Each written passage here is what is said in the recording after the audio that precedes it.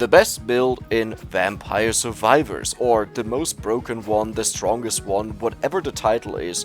Well, the point is pretty much it's all the same. The topic is usually quite controversial because, let's be honest, okay, if you just normally play this game, there's no reason to go for the best stuff. You go for whatever works the best for you, whatever makes you win, and that is why tier lists always look so different in this game. Like, I can't remember this for any other game where I would look at two tier lists and I would almost think, yeah, these two people are playing different games. So how do I determine whatever is the most broken or the strongest or whatever? Well, we are not talking about comfort, as I said, so it's not something that is just keeping you alive with pushing back the enemies, for example, but the main point is damage, okay? We are looking for damage, except not all the damage. Some damage is better than others, as stupid as it sounds. So let's take a look at Pentagram, for example. Pentagram always deals the max health of the enemy to the enemy, and then it just shows a 666. Don't care about the 666, ignore that. If you pick Pentagram and you actually get a kill off on level 1, like right when you spawn, and you check out the number, you'll see it doesn't add up. It doesn't make sense with 666, it just has the max health of the enemy that it deals to it. So this causes multiple issues. Let's say you have a lot of weapons that hit the entire screen and most of the enemies have 10 to 50% health and you deal the max amount of damage to them. Yeah, there's quite a lot of overkill happening, like a ton of... Ooh, that is a really good find early on. But yeah, a lot of overkill is happening and this gives the illusion that Pentagram deals a ton of damage, while in reality it doesn't. It has solid damage, but not as much as you might think. And the second point obviously being, if you play on something like 100% Curse, that we will obviously do on Green Acres where the enemies have 150% bonus health with the Curse, then all that will happen with Pentagram is, it will go off, they die, and 1 second later the enemies are already next to you, because they just push in, and now you have to wait for 18, 20, whatever seconds until Pentagram goes off again. Yeah, not so amazing, trust me. It's pretty much as if nothing happened, or if you just got 1 second removed out of the game. That's it. There's no other difference. Spinach! Now I will not talk about every single weapon, but one that commonly comes up is Unholy Vespers, okay? Unholy Vespers is amazing to keep back the enemies, but there are a couple of weapons that just do the same job but better, as in they do it in a wider area, because Unholy Vespers is limited to radius. And the issue is, especially if we talk about most damage build, most broken damage build, right? We will have the Vandalia and we will have the Labora. Ooh, that is a second rare item. That is amazing. No, I'll go for it. But yes, we will have the Labora and the Vandalia, and they both hit on the same line as the Unholy Vesper does. So not only will it deal as little damage as it usually does, it will deal way less.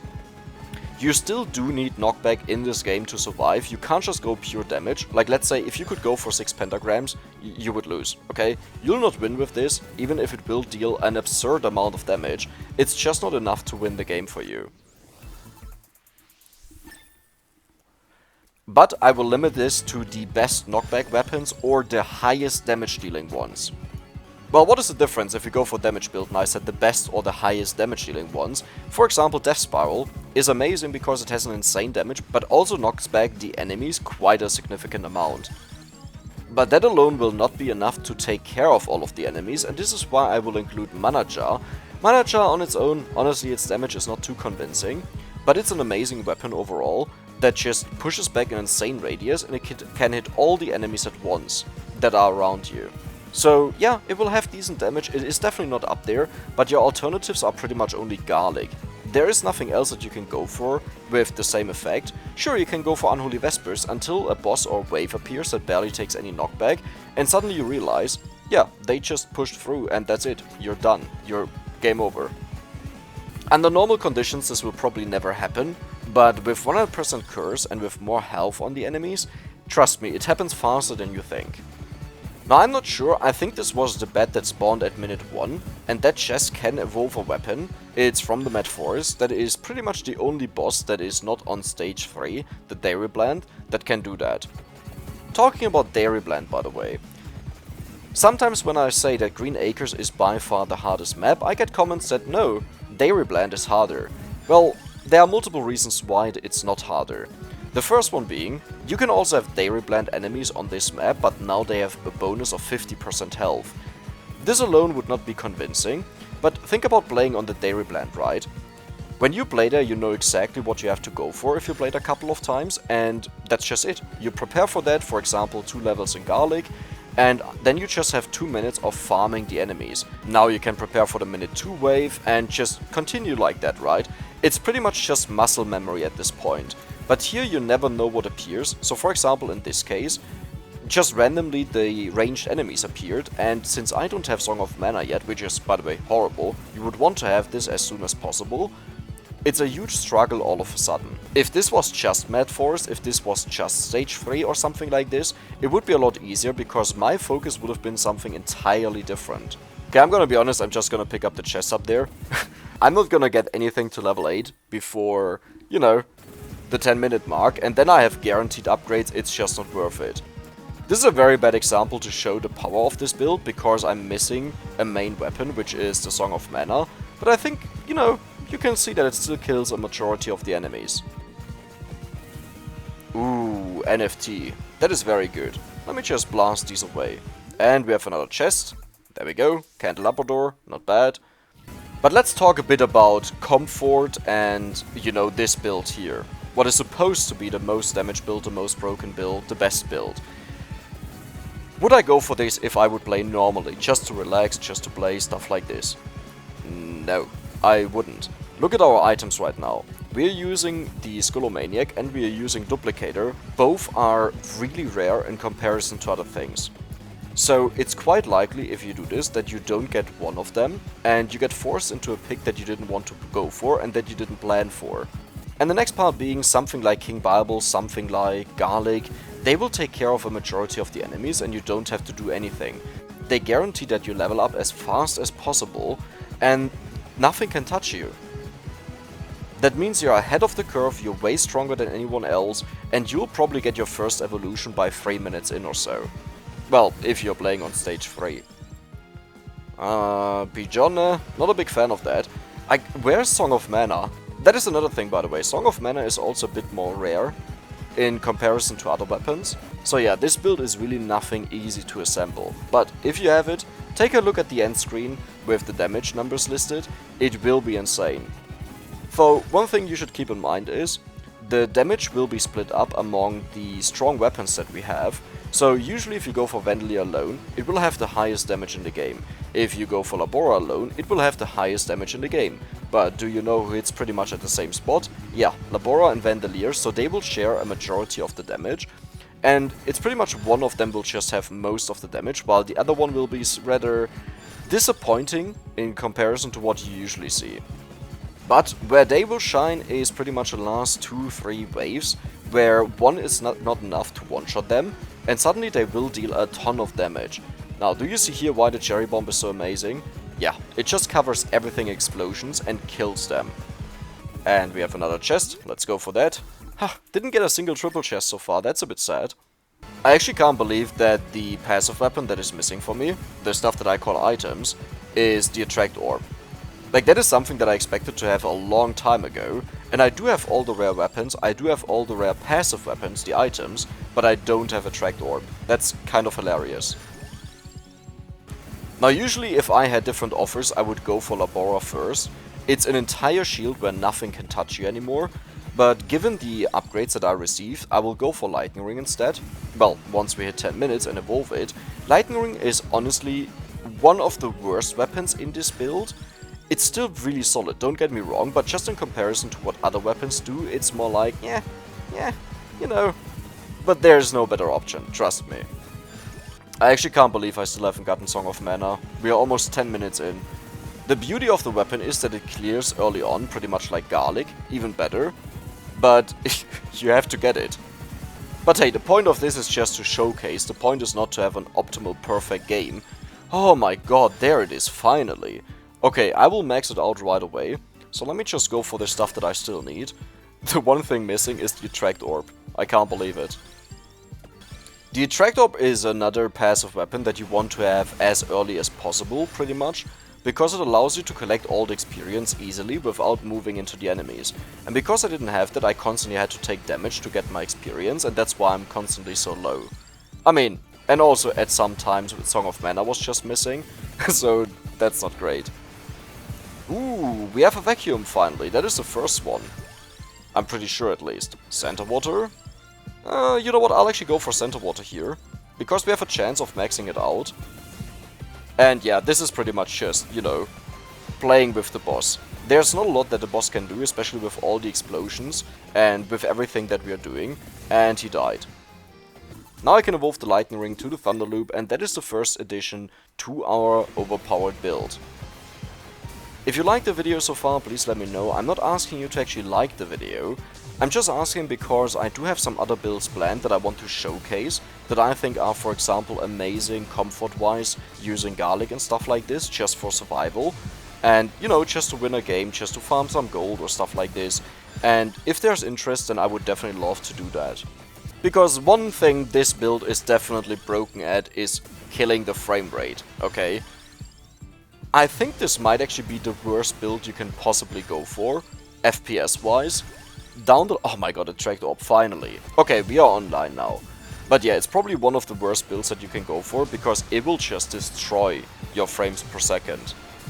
Right now it's already slowing down, as you might notice, but later on this will be a lot worse, once everything is filled out with enemies.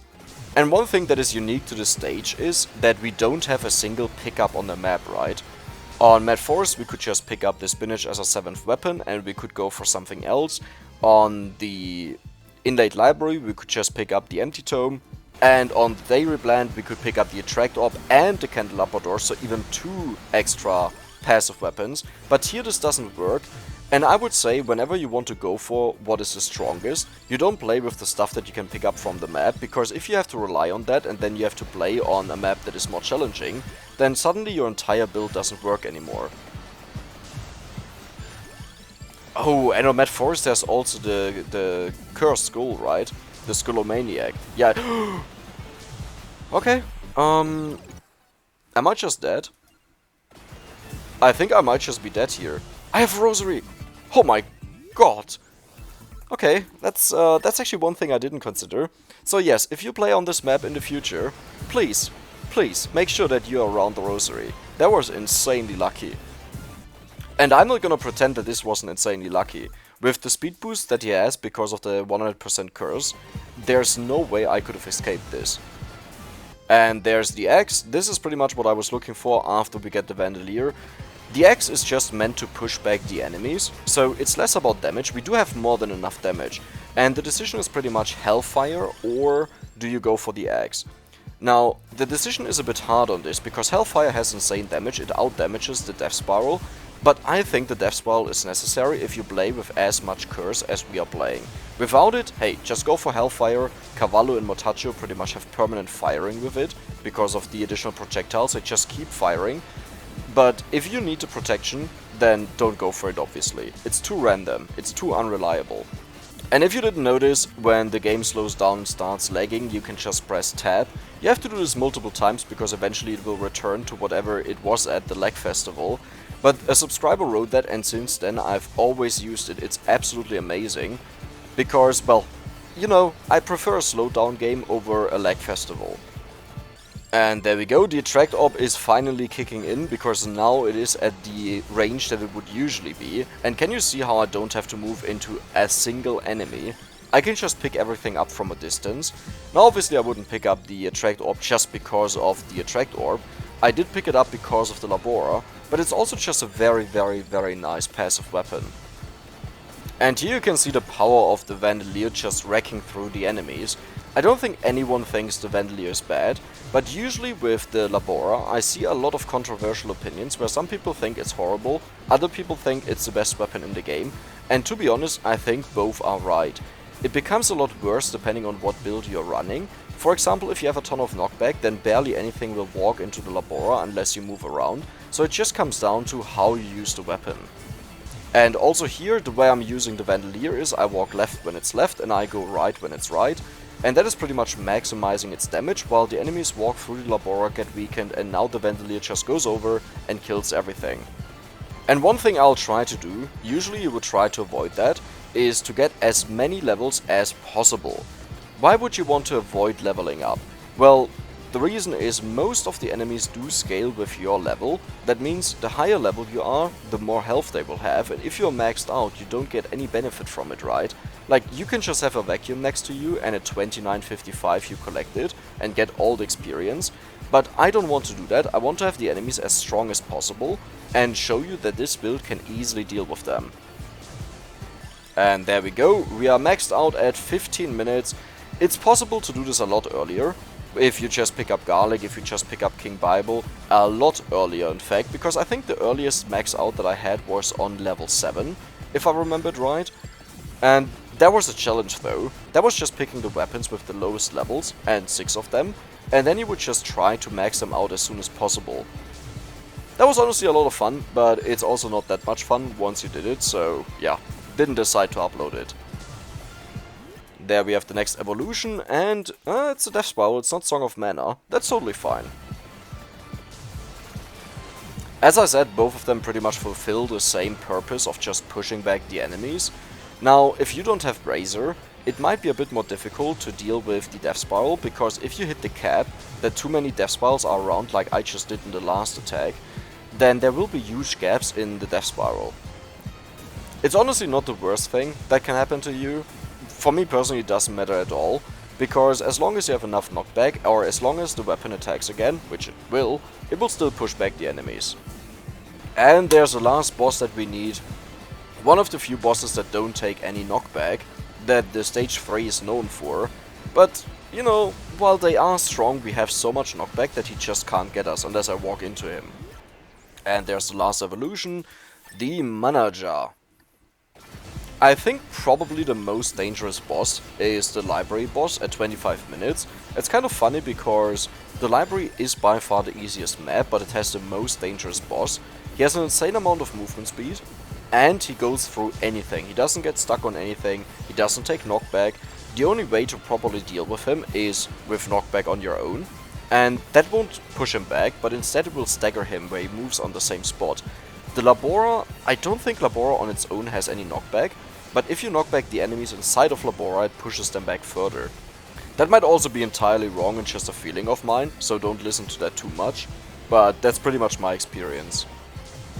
And yeah, even with 100% curse and a bonus 50% health on top of that, it's pretty much the same story that you know. It's just standing in the middle and you can just wait for the enemies to run into you, and there's very little that they can do.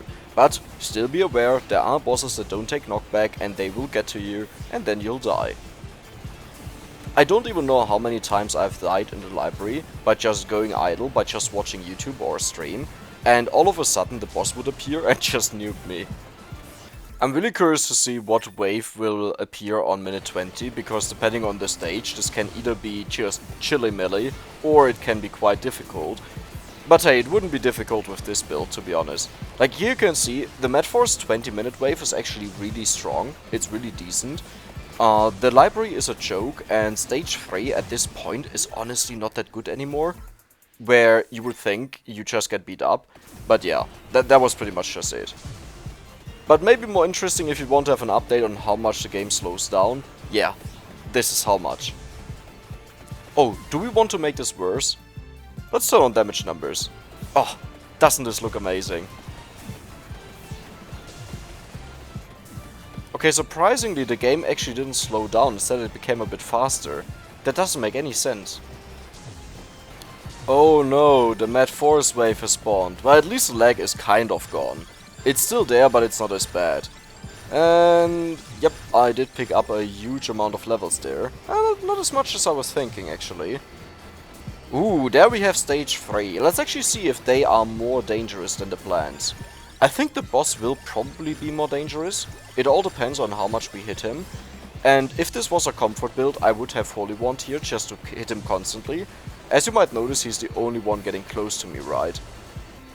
So the Holy Wand could just fire on him continuously and cause him to stay stuck in a single position, similar like every other boss that exists in the game.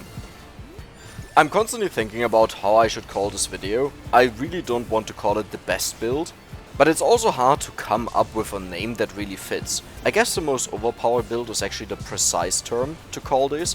I could call it the build with the most damage or something like this, but I don't know. I actually do believe it is the most overpowered build that you can have in the game, given that these are just all the weapons that deal the most damage and fulfill their job on different categories, right? It's not just one, it's on multiples. Like even Thunderloop, if it strikes, it just knocks back the enemies like crazy. Like you can see this whenever the Thunderloop hits down, especially on the top here, they just all fly away. So not only is its damage very high, but it also protects you to an insane amount. And later on, if we actually do get a wave that has more knockback resistance, you'll see how good the cherry bomb is. Because, do you see the amount of cherry bombs on the map? Yeah, all of these will then explode in the middle here and just hit all the enemies. And I think just for fun, I will pick up all the experience right before we get to 29 minutes, just to have the most health possible, so the enemies are the strongest possible. Oh, the library boss actually spawned. I wonder if he can even get close. Oh yeah, he can. He definitely can. Let me press tab just to reactivate the slowdown. But do you see how if we wouldn't have the knockback that I was talking about, he would just get to us and kill me? Yeah, that's the Labora combination, the mana jar, and of course our balls. We have huge balls. Okay, he's actually getting quite close. I don't like it. So far it was nothing that was too dangerous, like where he would start hitting us. But overall this wave is insanely deadly if you rely only on knockback, because the enemies have insane knockback resistance and the boss is just straight up immune. And the boss is just straight up immune to knockback. And there we go, he died. 36 seconds, definitely not the best one that I've ever done, but hey, we are level 118. You would usually try to avoid such a high level, and he gets 190 health for every single level that we have. So if we were like 40 levels lower, which is usually not that uncommon, then he would have 3600 health less. And yes, that is a lot. Oh no, he actually has way more health than that, because we have 100% curse and the stage increases by another 50%. So the actual health difference of the 40 levels that I mentioned is 18,000, okay? Just let that melt on your tongue. 18,000 in bonus damage that he got just because I kept picking up the level ups, intentionally of course. Ooh, some more level ups. That was it? Really? I thought I would get a lot more here. Let me see if there's maybe more. But then again, the amount that you require to level up increases every single level, so it makes sense that eventually you will barely get any level ups, right? I'm actually gonna be so mad if a random boss spawns that just walks to me and I don't notice him because of the bullet stream that the Vandalia is shooting, or I'm just looking away. Because whenever I do these videos and I have a break where I just wait for the end, then I just answer to comments on YouTube or stuff like this, and that sometimes gets me killed. Oh, why do I always start doing this? Can't I just stand still? He said while walking down, while talking. Good job. Ooh, the bats from at forest. That is actually not a very comfortable wave because they don't take a lot of knockback, the bigger red ones. So yeah, let's hope for the best. I think the actual unbelievable part for me right now is that we are on level 130. That should mean like the enemies barely die and yet we are still killing them. Like sure, it takes some time, but we are still killing them. Look at the kill count on the top right. Usually this would be a frozen number and you just don't kill anything anymore. Okay, it's not that surprising because it is the best build in regards of damage, right? So you should expect that it kills the enemies, but there are just certain cases that you don't really expect to happen. Like at this point I would expect no kills at all. Maybe a few or something like this, but not a lot of kills. And the kill counter keeps going up. And the last wave from the library. To be honest, this should have been the stage 3. I think the stage 3 might be the hardest, but it should also survive that easily. Just because we have this mix of damage and knockback that they just die and get pushed back all the time. I'm actually wondering right now if the kill counter is only going up because of the bats, or if we do actually kill these enemies here. Okay, I think there are only 4 bats left. No, the kill counter is going up. We still kill these enemies here. I can't believe it. Yeah, look at this. It's actually not the bats. 2 bats are left now, but we got a lot more kills than just 2. I would have loved to break the 150 here, but I don't know where the red gem is that has all the experience in it. I'm just gonna walk down here because I know there was more experience down here, but no, it doesn't look like it. And I have to be careful to not die in the last second.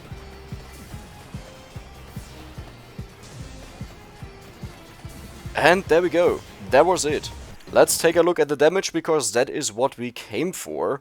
So Manacha will have the lowest damage, and it's by far the lowest damage, and even if we evolved it earlier, not a lot would have changed. 6.1 million damage with a starting weapon. Hello, that is quite respectable, but the main point is the AoE to push back the enemies as well, but the damage is still respectable.